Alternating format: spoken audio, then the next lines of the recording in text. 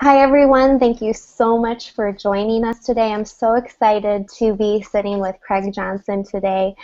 He is the executive pastor at Lakewood Church, and he's been serving there for 11 years. And you might recognize him as a CPC keynote speaker. He's served at CPC before, and so he's part of the family. And we're just so thankful for Craig and the way that he's poured into children's ministry, and specifically in the development of Champions Clubs, which he started in 2009. There's now 40 Champions Clubs worldwide. Just amazing ministry curriculum developed for kids with special needs. So we're going to spend some time just learning from Craig today about how to include kids with special needs in our ministry and their families as well. So I'm going to transition to Craig and let him share a little bit about his story and his journey and dive right in. Thank you, Craig. Yeah, thank you, Michaela. And it's such an honor to be with you today, and thank you for all those that are watching right now. Such a privilege to be able to talk to you. Yeah, my story really started probably about 13 years ago. My wife and I had a son and a daughter. Corey and Courtney. They were 12 years old and 10 years old. We thought we were done having children. And then God surprised us. I got the surgery to be done with having children on Thursday, and my wife came in crying on the following Saturday. And she said, "Craig, you won't believe it, but I'm pregnant." And then I started crying, and I'm just kidding, but it was such a surprise, and I kind of call it an unrehearsed destiny. You didn't plan it, but God had planned all the time, And so we had Connor, and Connor, at this time, he was just like our other two children. And I've been fortunate to be married to my wife. We've been married about 25 years now, and Connor was just like any of our other two children. He would talk to us. He would interact with us. He would play with other friends. But about 2 years of age, everything shifted. And so when it shifted, the best way I can describe it, it was almost like a car wreck. It was like 1 minute he was one way, Michaela, and the next minute he was another. And where he would look at us and interact, now he would look away. Where he would show emotion and give us a hug, now he was showing no emotion at all. Where he would play with other friends, now he would sit in a corner and just stare off at a wall and sit by himself. And then the biggest thing that happened was where he was talking, and saying "I love you" and all these different types of things. His speech all of a sudden just stopped. And so it was a huge shift for us. And we were like a lot of other parents. We didn't really know what to do, in that situation. And we found out, that really it was a situation where there's so many parents out there dealing with their special needs children, and it's really an overwhelming situation for them. And so many families with special needs, they're facing, just different challenges. They're facing social challenges where it's tough to even take their kids out, to the grocery store without having an episode. They also face rejection, in society and stuff like that. So, I'm sure different people have seen videos, and it's happened to us where you're sitting in a restaurant and your child begins to, for our son, we found out he was on the middle of the spectrum. And with that, there were different challenges. And one of the things that he would do is he would overstimulate, get excited and stuff like that. And, we've had waitresses walk up to our table, see our son, turn around, walk back, and never come back to the table to take our order. And so you deal with things socially. You deal with things developmentally. Most schools will tell you, they're falling in two areas: at-risk kids and special needs. And so they're falling with these different areas, and so there's just all these different issues that they're facing, right now.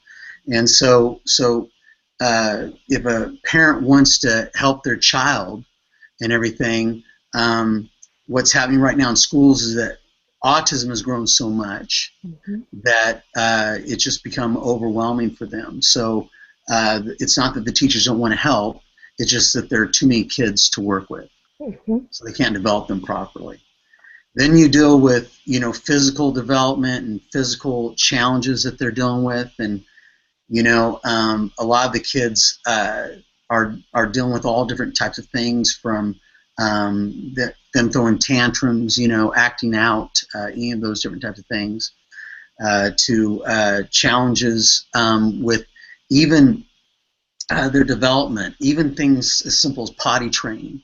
It took almost 8 years for us to potty train our son. So there were so many different things physically, and then of course spiritual challenges. Just being able to go to church. That became a huge challenge in the sense of our son would sit in a classroom, but he was almost a disturbance rather than a help, and so you just face those different challenges. So all those things, were huge. I think the spiritual challenge was the biggest challenge, that we faced, because, my estimation, less than 1% of churches have ministries for those with special needs. And the reason why I say that, if an average church averages 100 people, it would be difficult for them to have a special needs ministry. So that's challenging for them. And then, I think in a lot of ways there's still such a stigma in society, and also, even the church. So a lot of the families feel forgotten, and so they're dealing with those issues. And, we faced all those different things, and we faced all those different challenges, in having Connor. Yeah. One of the things that you were talking about as we were talking about your development of the Champions Club was moving from an exclusive church experience to an inclusive church experience. Can you talk a little bit about that? Yeah, if less than 1% of churches have anything for special needs, what's happened is special needs have been around for a long time. Yeah. And so you ask the question, why? And a lot of the responses that I'll get a lot of times from even chosen ministries, and I understand them, well, we're just trying to take care of our typical kids. This seems so overwhelming, and to have a special needs ministry. And really, what we try to do early on was not just identify what Connor was going through, but I remember God just speaking to me one day, and I was walking through Lakewood, and all of a sudden God just stopped me. He said, "Craig," he said, "look what you're doing for typical kids." And he says, it looks like Disneyland, and today, we have so many good children's programs, right? And they're doing so many different things. He said, but look at what you're doing for special needs children. And and I said, God, what are you saying? And he just said, Craig, those kids deserve the very best, just like every other child. And so that was a wake-up call. And God spoke to me on another thing. He just said, Craig, when you reach out to these kids and families, favor is going to follow the ministry. Yeah. In other words, I'm going to meet the needs. If you need volunteers, I'm going to meet that need. If you need resources and everything like that, just take the step of faith. And so we, for us, Michaela, we didn't really know what to do, so we just pulled in experts to begin to help us on what to do. And it was amazing how God began to develop that. And so when I talk about moving from an exclusive church experience to an inclusive church experience, is that I think right now, if less than 1% of churches have anything for special needs, we're not including everybody. That's right. And there are over 30 million kids and teens just in America with special needs now. Wow. So you're talking about families like mine, that if you asked our family and you said, our family loves to give, we love to volunteer, we love to be a part, but the truth of the matter is our son couldn't sit through an entire service, and we would be like one of the back door, parents going inside and out of the back door, and but I tell pastors, I say, would you like for us to come? And they say, yeah, we'd love for you to come. And the only way that we come is if we move from being an exclusive church into an inclusive church. Yeah. And so just taking steps of faith, being willing to do that, is that paradigm shift for people. Yeah, I love that. So thank you. I want to point out for people, Craig just shared some amazing points that sort of reframe how we see ministry to kids with special needs. And so first one being that families with special needs are facing social, developmental, physical, and spiritual challenges. So just being aware of those challenges that they're facing. And then in Craig's estimation, less than 1% of churches have ministry for those with special needs. That's a shocking number to me. And then 3, that special needs families feel forgotten by society and the church. And then 4, this idea of moving from an exclusive church experience to an inclusive church experience. So I'm curious, a poll's going to pop up on the side here for everyone. From what he shared, from those points of just reframing how we think about ministry to kids with special needs, what stood out to you the most? And so that's going to pop up on the side, and you can go ahead and participate in that. And that's going to give Craig and I some feedback and idea of where you guys are at. But one of the things that I want to point out to everyone is the chat. Would love for you to begin thinking about questions that you want to ask for Craig, because we're going to have a time of Q&A at the end. And so Ian, who's here helping me watch the chat, is going to be taking a look at the questions and pulling them up for me. So be sure to include those in there, and we'll make sure we see them. Okay. And then the poll results are in, and this is amazing. 100% of you, the thing that is sticking out to you for the idea of reframing ministry to special kids with special needs, we've got 50% on the first point of that families with special needs are facing really unique challenges, and then the other 50%, same for me, is that the idea of less than 1% of churches have ministry for those with special needs. So yeah, amazing. That's an amazing point to me. It's shocking, but I think one of the things you hit on, Craig, is that it takes a lot of faith and time to invest in ministry to kids with special needs and their families. But like you mentioned, blessing is following that. And so I'd love to dive into your next point on 4 things that we can do to build a strong ministry to kids with special needs. So if you don't mind, I'd love to dive into that point. Yeah, absolutely. Well, just keying off of some of those things. So we kind of know the challenges, that they're facing socially, developmentally, physically, and spiritually.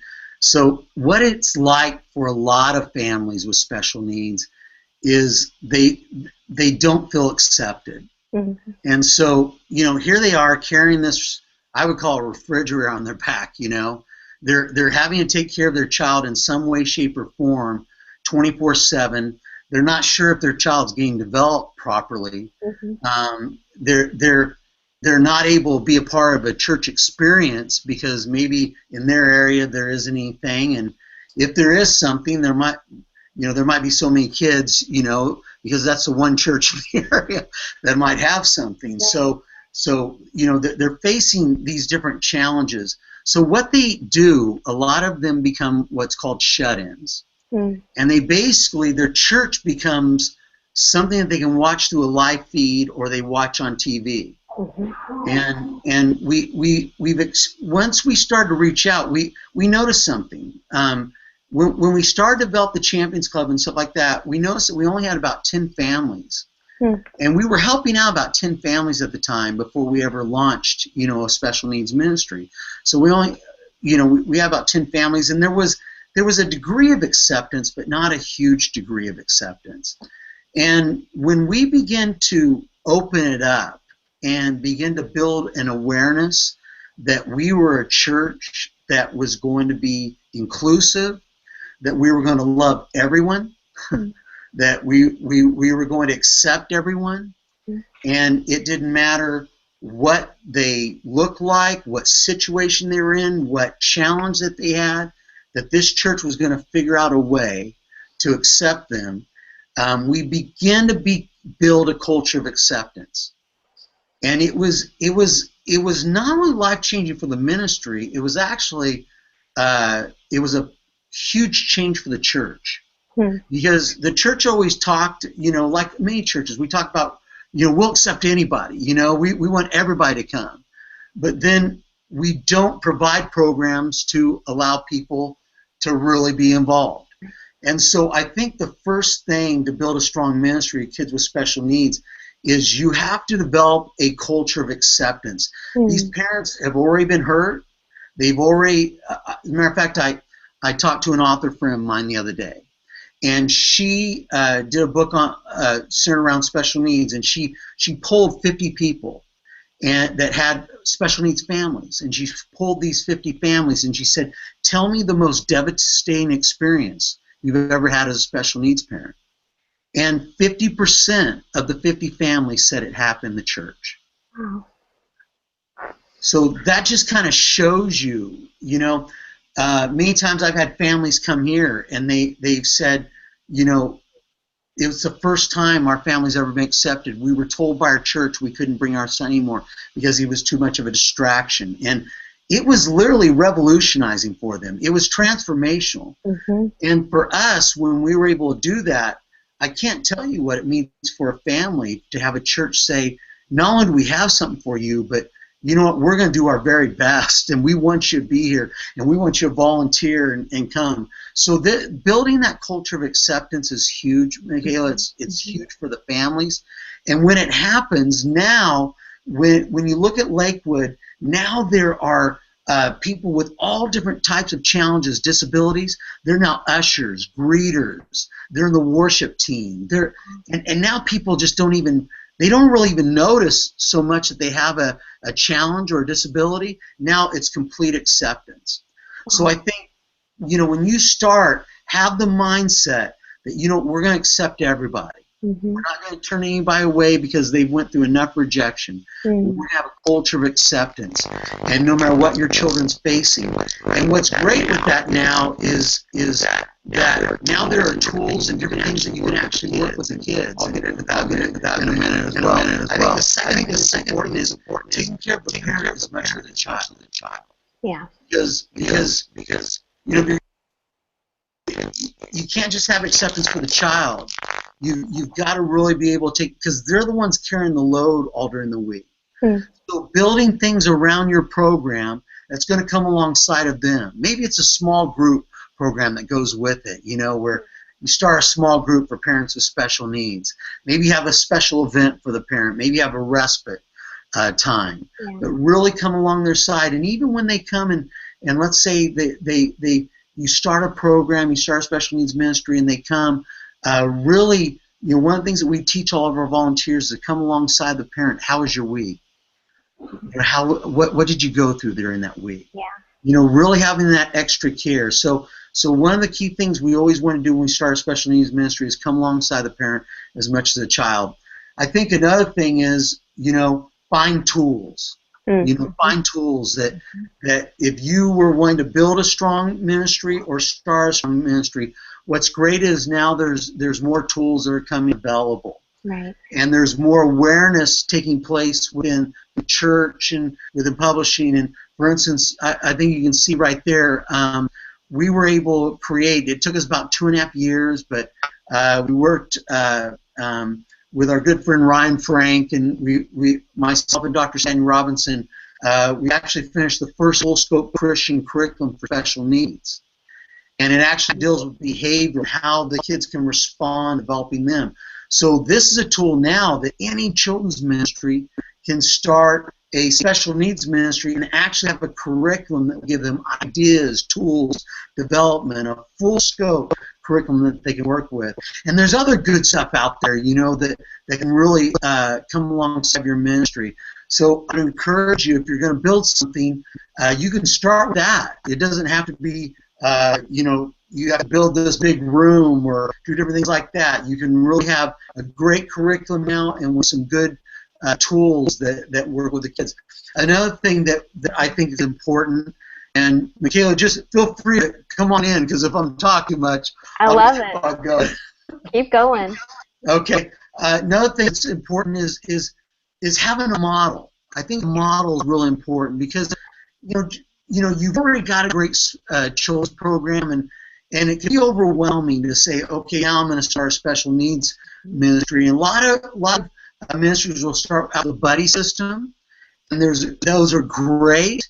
And I know different ones like Marie Cook, who has a buddy program. She has a great buddy program that you can get involved in, and they come alongside and start this buddy program with the church. Those are fantastic. And then with Champions Club, when we started Champions Club, we didn't want to turn any children away. So we wanted to develop them holistically, mind, body, soul, and spirit.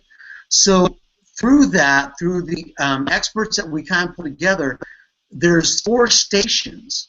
So there's a physical therapy station. So if they don't use their muscles, and let's say they're bouncing off the walls, this physical therapy station can help them work through that. And you're seeing the physical therapy station right there. And don't get overwhelmed. That's one station. They're built for any budget or how any church has space. But this is a great room to really help develop the kids physically. Then they might have a sensory station. The sensory station right here deals with the 5 senses.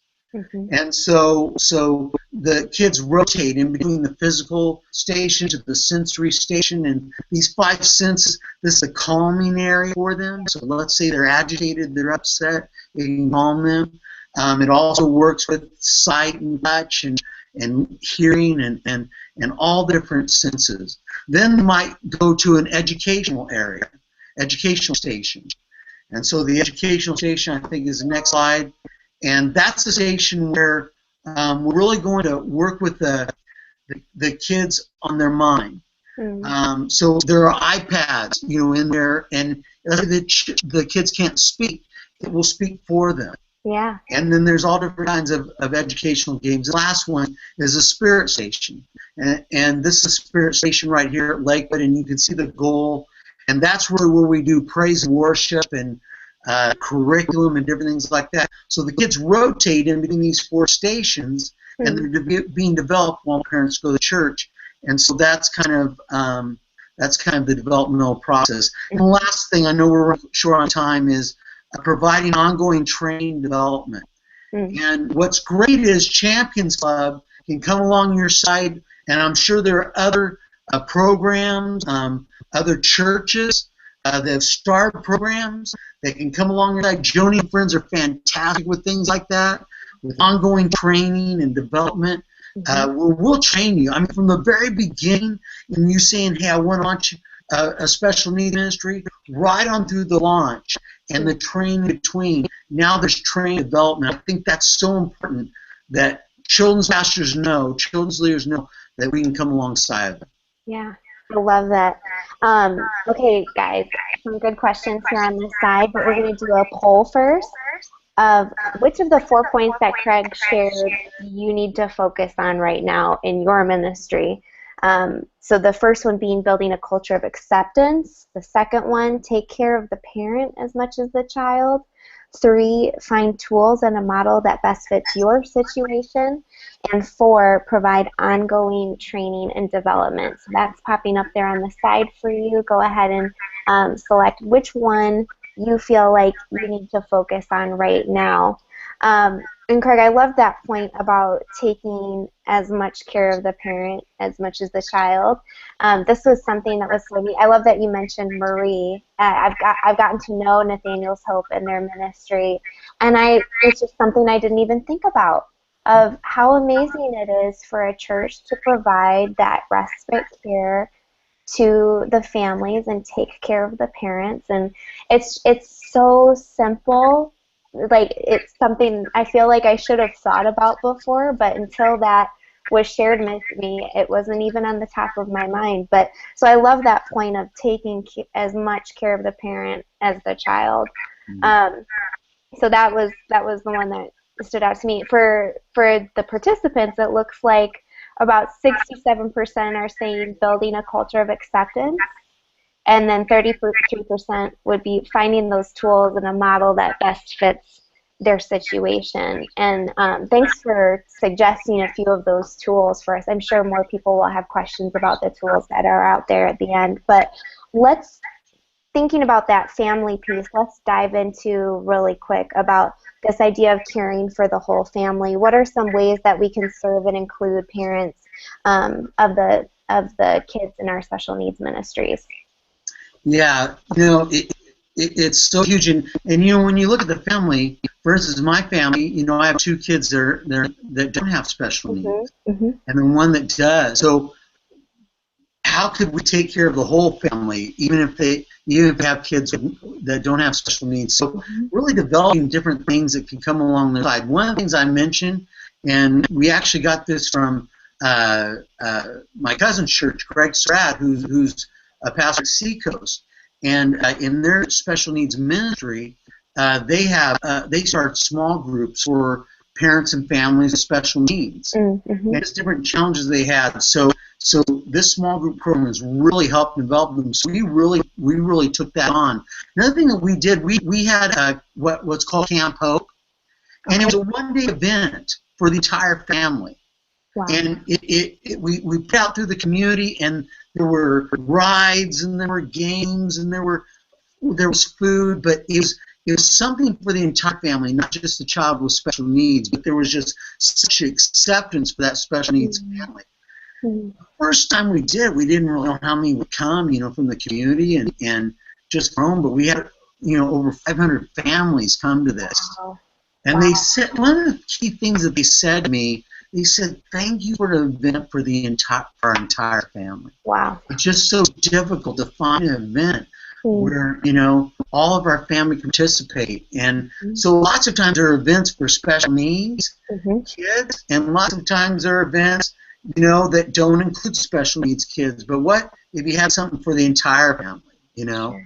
And so we developed that. Another thing that we did that was great, and that will probably evolve as part of your special needs ministry, is we did a gala event, a red carpet gala event for families with special needs. Wow. It was a chance for our entire church to serve, and we called our first one Return to Neverland, and we turned the whole place in Neverland.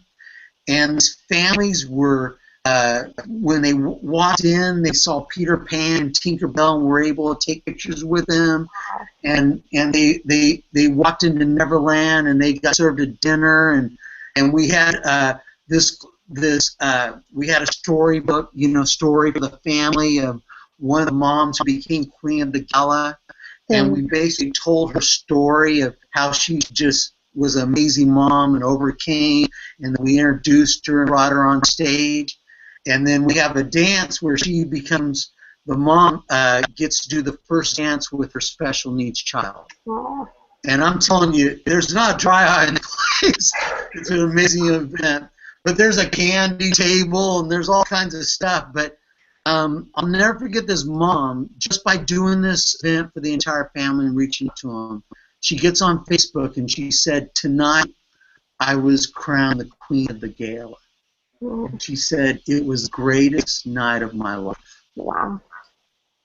And we weren't thinking it was going to be the greatest night of somebody's life. We were just doing something a little extra, and you're talking about one event, in the year. Yeah. And so these different things are key things to come along their side. The Respite Nights, Respite Nights are tremendous because you can do them once a quarter, or once, if you do them twice a year. Yeah. And that gives a parent or a husband and wife a chance to go out on a date, go shopping for the first time, because they can't get out that way with their children. So all those things have really come along their side. But the greatest way you'll come alongside of a family with special needs is if you develop a ministry where these families can come to church together, and the child is being taken care of, and the mom and dad get to go in and listen to a message and be a part of a worship service and really take in, because really what these parents are looking for, Michaela, is they're looking for hope every week, because they know what they're facing. Yeah. There's no greater hope than Jesus Christ. Amen. And so I think those are some key things that come along the family members for Mm-hmm. special needs. Mm-hmm. Amazing, amazing points. I'm curious from the community as you were hearing Craig talking, what are you doing in your church to serve or include parents and family members of the special needs kids that you serve? And you can go ahead and share that in the chat there. I loved what you shared at the end about giving them a place that they can come to as a family for church together. I used to care for a little boy with autism, and his mom and dad would trade weeks that they would go to church. And I was actually really impressed that they were still going. You know, that they would go separately. But it also was so hard to see that because they didn't feel like their son was welcome or able to be there, they couldn't go as a family. And so that last point about providing a place where they can come together just really stands out to me as so important because they need that. They need to be there together. So thanks for sharing that with us. One of the questions that we're going to move into a time of Q&A now with Craig. So anything that's coming to mind for you, any burning questions you have about special needs, please be sure to share that in the chat here. One of the participants said that their problem is getting people to volunteer to help or be buddies to special needs kids. What have you all done to recruit volunteers for serving in special needs ministry? Yeah, that's a great question. We get asked that question a lot. Through a process, we figured out ways, and it was almost God really showing us, how to do that. I think sometimes if you start a special needs ministry and it's something that's nobody really knows about, it's just something that starts up, maybe Sure. organically within the church. I think really, if for us, what we did is that we wanted the whole church to begin to be a part of reaching out to these kids and families. And so, we presented in front of the whole church, and we talked about, Connor, our son, and really the journey and stuff like that. And when we were about to launch the Champions Club, we introduced it before we launched the Champions Club. And we asked them, hey, would you like to come and tour our room or just see our area and everything?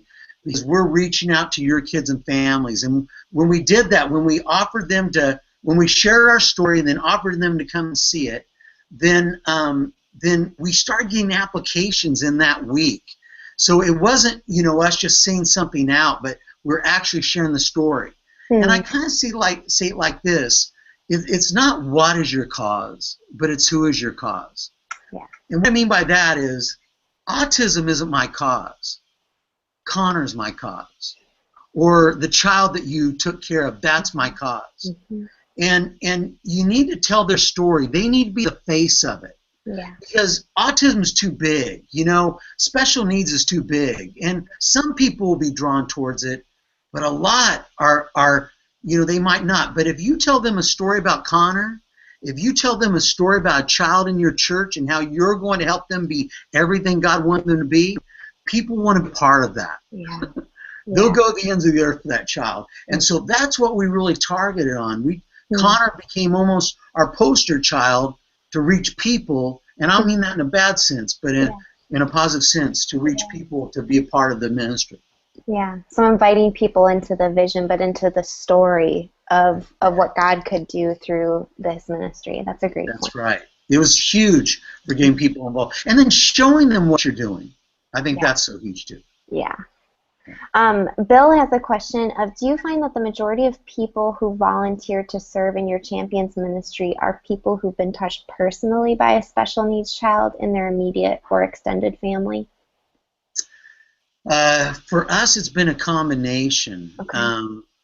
There are people that just have a heart, to reach out to these children and everything, and to be there for them. God has just already put that inside of them. There's some people that have a we try to make sure the parents aren't coming.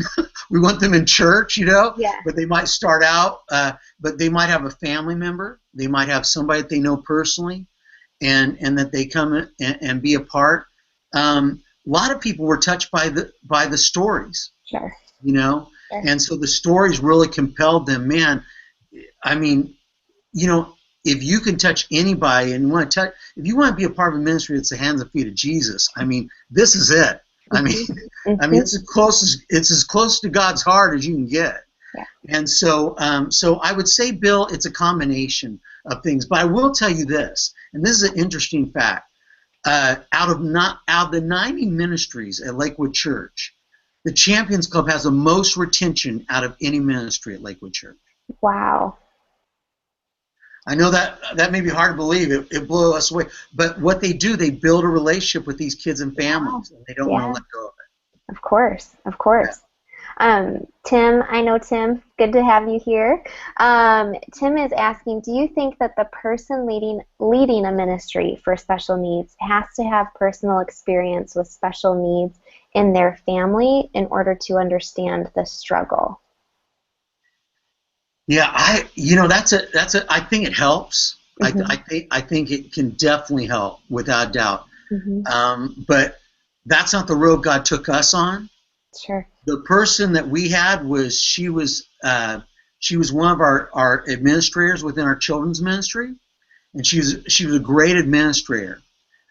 She really had no experience with special needs children, but every time that she would hear the story about Connor or other children, tears would begin to roll down her cheeks, and she would just begin to weep. Mm. And when I saw that, I said, she's the one. Wow. And because I knew, because she was a good administrator, she could administrate a program. Mm-hmm. So I felt like if she could administrate a program and build leaders, I knew with that heart we could develop her, mm-hmm. And train her and get her trained with experts. And now Norma's an expert. She's been doing it from the very beginning of our Champions Club. Mm-hmm. So do I feel like a person has to? No. But do I feel like a person has to have a heart for these children? Yes. Yes. To lead. I think that's very important. Yeah. Does it help? Oh, absolutely. That could help. But I don't feel like a person has to be an expert. I think that God could bring different people in and put them in the right place at the right time to lead the ministry. Yeah. I agree with that. I think it's unique to the importance of having the heart for it, not necessarily having to have the experience. And even if you have had the experience, you understand a certain amount, but every family's story is so different. Correct. And really all they need is someone who loves them and gives them a space to be loved and meet with Jesus. So I love that it really is more about the heart than necessarily the experience. And Bill said, he's like, I may have missed it, but how do you get the story out to others? How have you found the best way to cast that vision and share that story with everyone in your church? I know you mentioned being up there in front of them, but what did you do in that? Yeah, we did a video. Okay.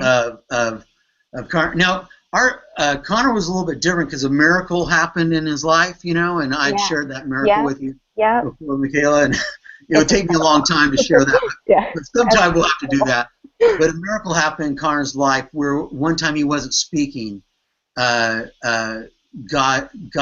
allowed him to speak for 3 years where he wasn't speaking. And so we did a video centered around that of Connor saying his first words. Mm. And we shared that with the church, and the people just responded. Mm. And I think one of the greatest ways that you can do it is find a child in your community that's maybe been to your church before or maybe going to your church right now, and find that family, tell their story, whether it's through video, whether it's through somebody sharing. Mm-hmm. Put that up in front of your church, up in front of ministries, up in front of your pastor.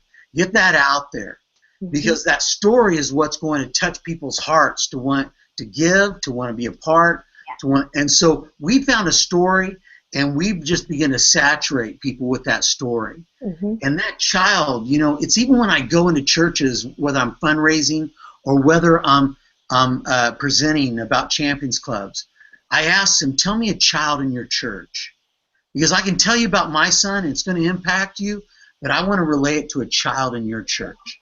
Because that's the child that we're going to say, we're going to see God take them places they never dreamed of. Yeah. That they're going to do great things. That this family is going to be healed and have a purpose in life. Yeah. So that's kind of how we developed it. Awesome. I know we're a little bit over time. One last thing that I wanted to be able to do is just like your 3 favorite resources. But before you share those, like 2 or 3 favorite resources that we can direct them to, I was curious if someone's interested in learning more about Champions Club or taking a look at what it is there a place that they can go to look that up?